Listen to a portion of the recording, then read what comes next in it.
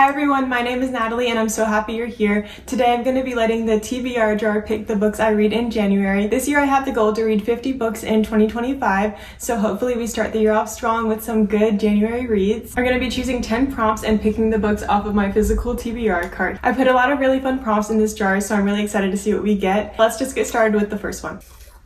It says, a book where one of the main characters is bookish. So that just means I have to find a book where one of the main characters is either like an author, a reader, or a librarian. Guys, I actually have the perfect book for this. It's called The Cinnamon Bun Bookstore, and the main character is actually the owner of the bookstore. So I think that is perfect for this prompt. And this is also a second in a series. The first one is Pumpkin Spice Cafe, and I've already read it. And I've been meaning to get to this one, so this is actually perfect. Now let's pick our second prompt.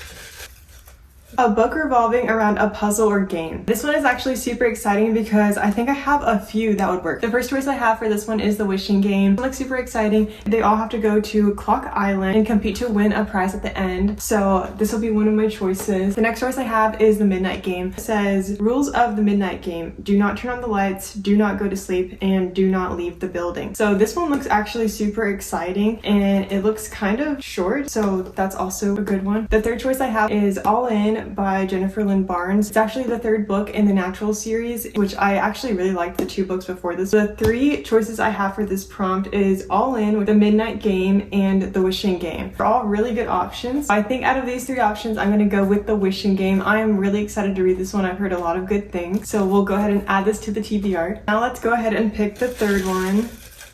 Says a book with a one-word title. These are my three options for this prompt, which is Powerless, Heartstopper, and Caraval. So for Heartstopper, this is the third book in the series, and Powerless and Caraval are both the first book in a series. So out of these three, I think I'm gonna pick Powerless by Lauren Roberts. I've been really wanting to get into this series. I've heard like amazing things about it. I'll go with this one for a book with a one-word title. I'm really excited to read this one this month.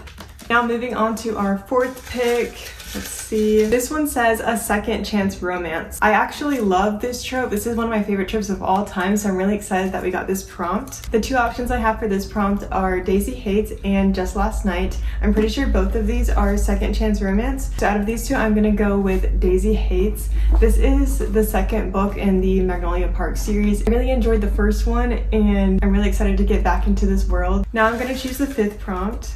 A book you've been avoiding. I actually have a few books on my TBR card that I've been avoiding, like some of the Riley Sager books, some of the longer ones like Six of Crows. I've heard great things about it, but it's kind of long, so that's why I've been avoiding this one. Another book I've been avoiding is Fourth Wing by Rebecca Yarros. I know that people go crazy for this book, but I just don't really usually read fantasy, and it's also another longer one, but I have this like really cute cover of it. It's like the holiday edition, so I might give this one a try. I've also kind of been avoiding these two books, Lock Every Door and The House Across the Lake, but these are like two thrillers, and I've never read Riley Sager before. Another book I've been avoiding on my TBR is The Maidens by Alex Michaelides, because I think it has a lot of Greek mythology and I don't really know much about that, but I read The Silent Patient by him and I really liked it. Out of all of these options for books that I've been avoiding, I'm gonna have to go with The Maidens by Alex Michaelides. So hopefully I'll like this one, even though it has some Greek mythology in it. Now let's pick the next one.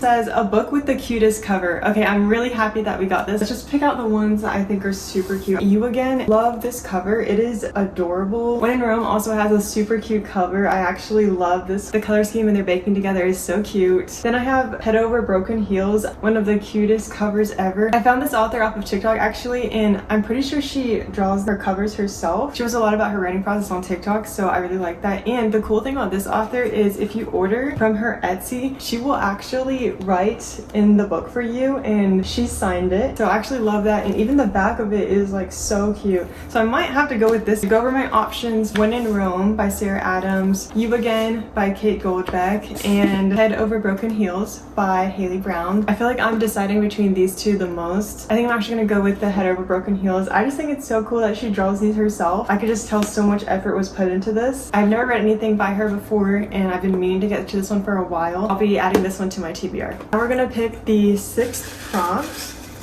a book with flowers on the cover. So we're gonna be doing another cutesy book cover pick. Let's see which ones have flowers. You Deserve Each Other has flowers on the cover. This is funny, it's just kind of tossing out her bouquet out the window. I've been wanting to read this one for a while. I thought I'd have more for this prompt, but I think this is the only one I have that has a flower on the cover, so I'll be choosing this one. So let's move on to the next one. Says a book that would be adapted into a TV show or movie. I actually love when books get movie adaptations, and I love like reading the book first and then watching it. So I checked, and A Man Called Ove was actually adapted into a movie. It says the movie is called A Man Called Otto, so they did change the name of it, but it's still the same book adaptation turned into the movie. I'm currently reading Beartown right now by Frederick Backman, and I just absolutely love it. I love his writing. It's so different from anything else I've ever read, and I know so many people love this book. I'm really excited to read this one and see what I think about it. So we'll go ahead and add that to the TBR. Now we have 2 more to pick, so here's the next one. It says a book with a 5-word title. We have No Place Left to Hide, that's a 5-word title. Oh, we also have The House Across the Lake by Riley Sager. We also have the Happy Ever After playlist, but I'm pretty sure this is the second book in the Friend Zone series by Abby Jimenez, so I'm not going to be choosing that one. I think that's it for books that I have with a 5-word title. So we have The House Across the Lake by Riley Sager, and then No Place Left to Hide by Megan Lawley. This is her second book. It was just released in January. My Barnes & Noble actually put it on the shelf a week before, like they were supposed to. I think it came out on January 7th, but they put it out on December for me, and it was the coolest thing ever. I couldn't believe it, so I grabbed it right away. I am so excited for this new release. Her first book is called That's Not My Name. I read that book in one sitting, and it was literally her debut book. Her writing is just so good. It's super fast paced, so I'll definitely choose this one for a book with a 5-word title. Okay guys, this is our last pick that we're going to be doing out of the jar, so hopefully we get a good one. Let's try to mix it up. It says a lighthearted book. Actually super happy that I got this one.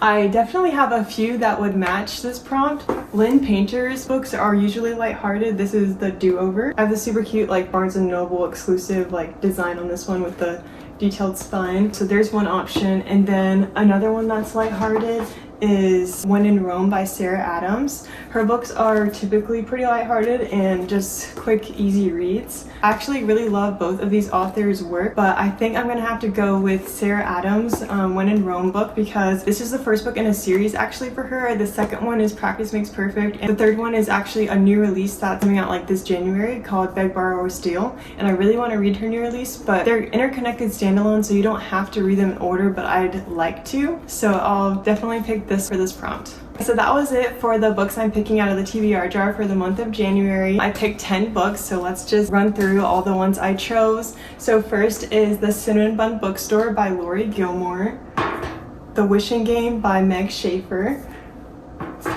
Powerless by Lauren Roberts, Daisy Hates by Jessa Hastings, The Maidens by Alex Michaelides, Head Over Broken Heels by Haley Brown. I'm really excited about that one. You Deserve Each Other by Sarah Hogel, A Man Called Ove by Frederick Backman, then Megan Lawley's new release, No Place Left to Hide. Last but not least, When in Rome by Sarah Adams.